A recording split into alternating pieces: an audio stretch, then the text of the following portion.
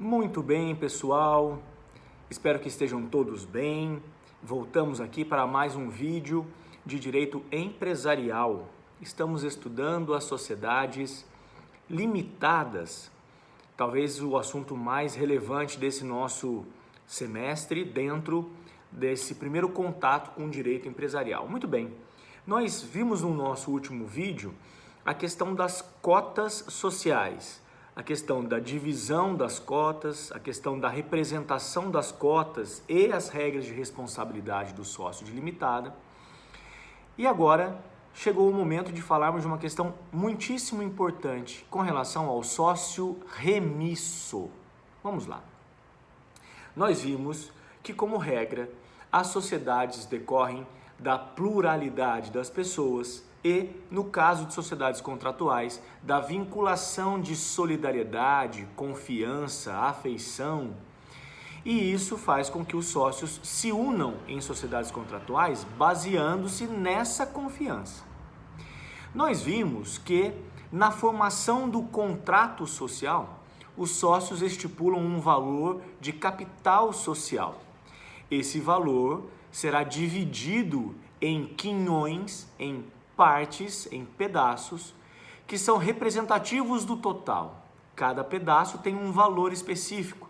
No nosso exemplo, R$100.000 dividido em 100 partes de 1.000, 100 cotas de R$1.000. Essas cotas são distribuídas entre os sócios da sociedade conforme eles contribuam para a formação do capital social. Então, no nosso exemplo, eram 5 sócios, cada um com R$20.000 de contribuição naquele nosso exemplo, naquela tabelinha. Muito bem. Vimos que a regra de responsabilização da sociedade limitada se baseia exatamente nessa questão da integralização do capital social. Por quê? Porque vimos que uma vez que o capital integralizado seja comprovado, seja de fato alcançado, então os sócios conseguiram a integralização do capital social, uma vez integralizado o capital social de uma sociedade limitada, os sócios, como regra, não responderão com seu patrimônio pessoal. Vimos que isso é exatamente a destinação de uma sociedade limitada. Limitar, delimitar, restringir a responsabilidade pessoal dos sócios. Ou seja, uma vez integralizado o capital social, os sócios, como regra, não respondem. Entretanto, nós vimos que, caso não haja integralização do capital social, todos os sócios responderão solidariamente por esta quantia que faltar, por esse valor que faltou para a integralização do capital social. Ou seja, a integralização do capital social é uma obrigação comum a todo e qualquer sócio. A integralização do capital social é uma obrigação comum a todo e a qualquer sócio. Nos nossos exemplos anteriores, nós vimos uma circunstância em que um sócio ou alguns sócios deixam de contribuir a tempo e modo para a formação do capital social, ou seja, eles se comprometem a integralizarem o capital social dentro de uma proporção e deixam de fazer isso. Muito bem. O sócio que deixa de integralizar a sua parte de contribuição no capital social é chamado de sócio remisso. Ou seja, uma vez notificado, obviamente já está em mora, uma vez notificado para a integralização, não realiza a integralização, será chamado de sócio remisso. Então, sócio remisso é aquele que não cumpre a sua promessa, o seu compromisso de contribuição para o capital social, tornando esse capital social não integralizado. Obviamente, essa é uma circunstância que fere a questão da confiança dentro da sociedade, porque essa postura do sócio remisso, ou seja, desse sócio que não cumpre com o seu compromisso contratual, coloca em risco os demais sócios. Por quê? Porque se o capital não estiver integralizado, ou seja, se algum deles deixar de contribuir, todos os outros poderão ser acionados neste valor que faltou por conta dessa postura desidiosa ou descompromissada desse sócio que não integralizou. Por isso, em razão dessas circunstâncias, o Código Civil, no artigo 1058, estabelece efeitos que poderão ser assumidos por esse sócio remisso. O que é isso, pessoal? Imaginem vocês que, em razão dessa afeição entre os sócios, caso um deles deixe de cumprir aquilo que foi compromissado, aquilo que foi prometido no contrato social, gerando efeitos negativos, inclusive patrimoniais, aos demais sócios, é óbvio que o legislador ia trazer consequências, entre aspas, para a sanção desse sócio. Ou seja, se é uma obrigação comum a qualquer sócio de sociedade contratual integralizar o contrato social, integralizar o capital social e assim não o faz, esse sócio poderá sofrer consequências. Então vamos lá. 1. Primeira consequência possível. O artigo 1058 estabelece que será possível a exclusão do sócio remisso. O sócio remisso poderá ser extirpado da sociedade exatamente por conta dessa quebra da affectio societatis. Quando há a saída por exclusão ou por retirada de um sócio, a gente vai ver essas formas de dissolução mais tarde, nós chamamos esse evento de dissolução parcial. Um dos sócios, por não integralizar o capital social, pode ser expulso, excluído da sociedade, obviamente garantida as indenizações relacionadas às proporções que ele veio a contribuir, mas será ou poderá ser excluído da sociedade e, obviamente, essa exclusão vai gerar uma alteração do contrato social com essa sua expulsão, com a sua exclusão. Então, isso se chama dissolução parcial, porque uma parte dos sócios, no meu exemplo, um sócio foi excluído por não ter cumprido o seu compromisso de contribuição com o capital social. O sócio remisso pode ser excluído. Mas já no exemplo do nosso último vídeo, eu disse a vocês que, já que todos os outros sócios são solidariamente responsáveis, pode ser que, em razão da solidariedade, qualquer um dos demais sócios poderá ser acionado por um credor e a sua responsabilidade pessoal poderá ocorrer. O seu patrimônio pessoal poderá ser afetado, mas com uma limitação. Qual a limitação? O capital pessoal do sócio poderá ser afetado, nesses casos, até o valor que faltou para a integralização. Então imagine vocês que esse sócio remisso deixa de contribuir com 15 mil reais para o capital social. E esse seja exatamente o valor que faltou para os 100% daquele quadradinho, daquela tabela. Ora, se a responsabilidade é solidária pelo que faltou para a integralização, isso quer dizer que todos os demais sócios poderão ter do seu patrimônio pessoal a afetação neste valor de 15 mil reais.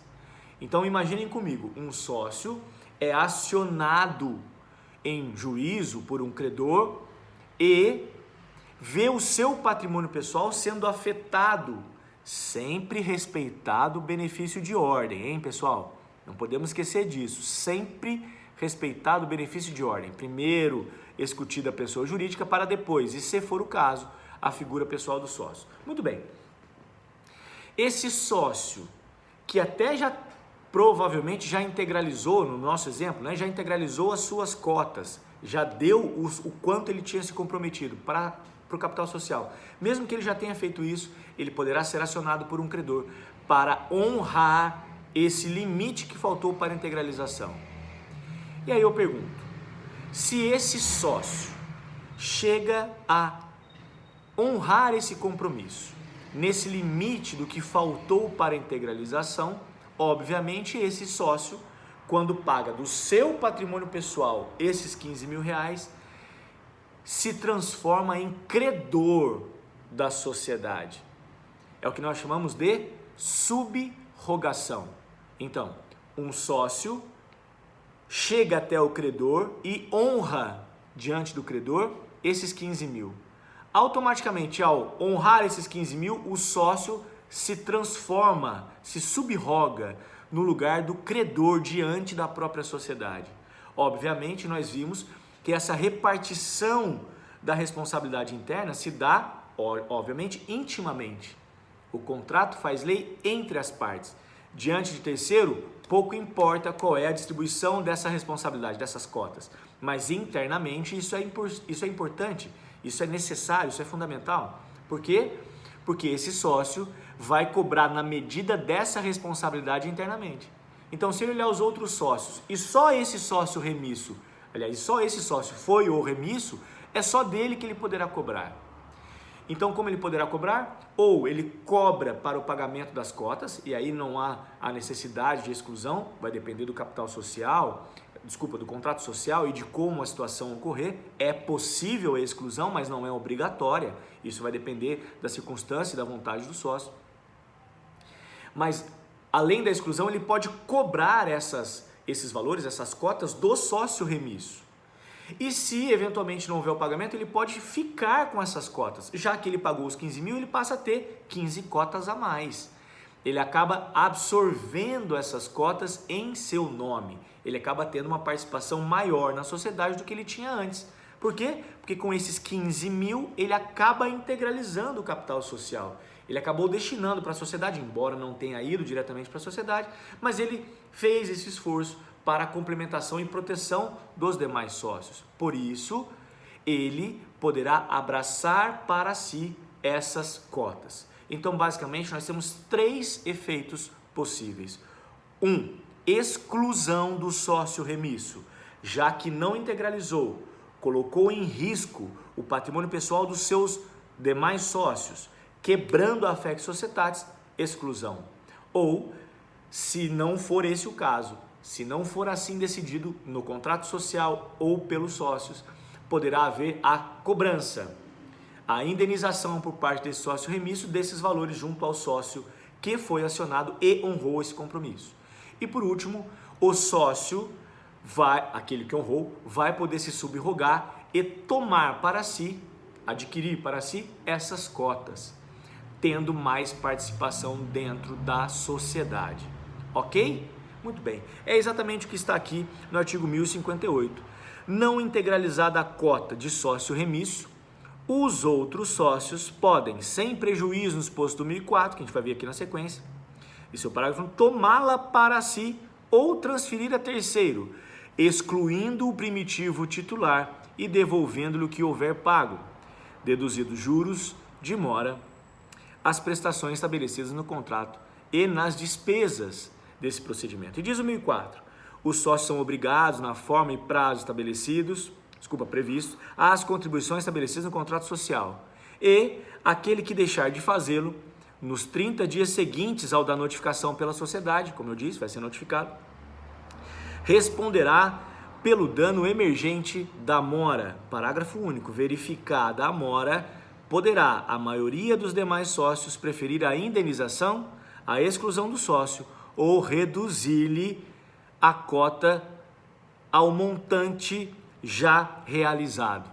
Ou seja, o parágrafo único do 1004 traz exatamente as 3 principais, ou os 3 efeitos decorrentes do sócio remisso, da não integralização do capital social por parte do sócio remisso. Tudo bem? Então, retomando, exclusão, indenização ou tomada das cotas.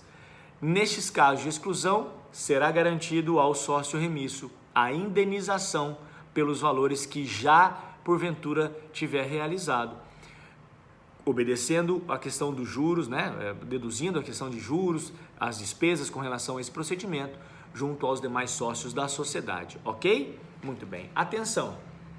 Dentro desse procedimento, o sócio credor que foi acionado e teve o seu patrimônio pessoal, como eu disse, se subroga na figura do credor e vai poder cobrar da sociedade. Esse fenômeno se dá por o que nós chamamos de ação regressiva. O sócio da sociedade que foi acionado vai se voltar contra o sócio remisso e vai cobrar dele, já que a obrigação é solidária e aquele é a limitação, aquela é o compromisso assumido, ele vai fazer isso por ação regressiva, se volta contra a figura do sócio remisso e cobrará dele os valores em aberto. Ok? Muito bem, pessoal. Neste vídeo, então, falamos de um assunto muito importante, que é os efeitos do sócio remisso, os efeitos daquela obrigação de integralização não cumprida pelo sócio, o que pode acontecer a partir daí, ok? Então vimos basicamente o artigo 1058, que é fundamental nesse estudo da responsabilidade. No próximo vídeo vamos falar um pouquinho sobre aumento e redução do capital social, ok? Até o próximo vídeo, pessoal. Tchau, tchau. Fiquem com Deus.